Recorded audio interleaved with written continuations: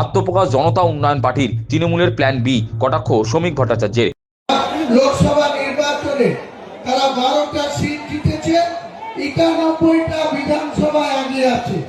তাদেরকেও সোমবার আনুষ্ঠানিকভাবে নতুন রাজনৈতিক দল ঘোষণা করলেন ভরতপুরের বিধায়ক হুমায়ুন কবির। জনতা উন্নয়ন পার্টি নামে নতুন দলের আত্মপ্রকাশের পাশাপাশি আসন্ন বিধানসভা নির্বাচনের জন্য একাধিক আসনে প্রার্থী তালিকা ঘোষণা করলেন তৃণমূলের সাসপেন্ডেড বিধায়ক।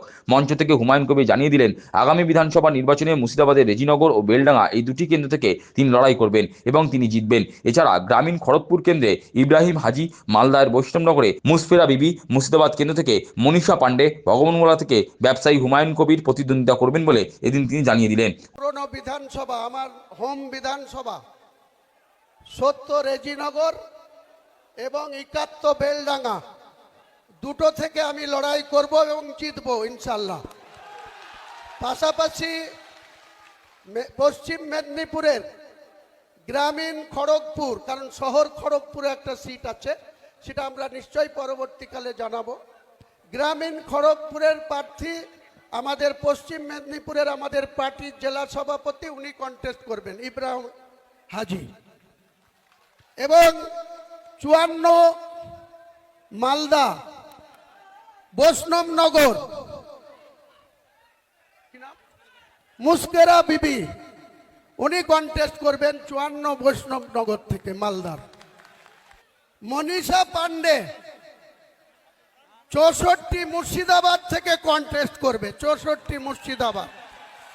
আরেকজন দেখছেন বিশিষ্ট ব্যবসায়ী, ভগবানগোলা বিধানসভা 62 নম্বর বিধানসভা, ওনারও নাম হুমায়ুন কবির, উনি কন্টেস্ট করবে ভগবানগোলা বিধানসভা থেকে। আরেকজন ডাক্তার হুমায়ুন কবির রানীনগর বিধানসভা থেকে কন্টেস্ট করবে আগামী নির্বাচনে। হুমায়ুন কবিরের নতুন দল ঘোষণাকে বিজেপি রাজ্য সভাপতি শ্রমিক ভট্টাচার্য কটাক্ষ ছলে বলেন, তৃণমূলের বি টিম, ওটা তৃণমূলের প্ল্যান বি। হুমায়ুনই তৃণমূল, আবার তৃণমূলই হুমায়ুন। ও তৃণমূলের বি টিম, প্ল্যান বি। আচ্ছা, বলেছে তৃণমূল এবং বিজেপি বিরোধী সব দলের প্রতি আমার আহ্বান রইল। কে কি বলেছেন কথা নয়, মানুষ জানে। পশ্চিমবঙ্গে মমতা বন্দ্যোপাধ্যায়ের রাজত্বে, এই দোর্দণ্ড প্রতাপ নেত্রীর অধীনে এবং এই বিধ্বংসী আধিপত্যবাদের মধ্যে কেউ একটা দল তৈরি করে ফেলছে, তাও আবার তার দলের বিধায়ক।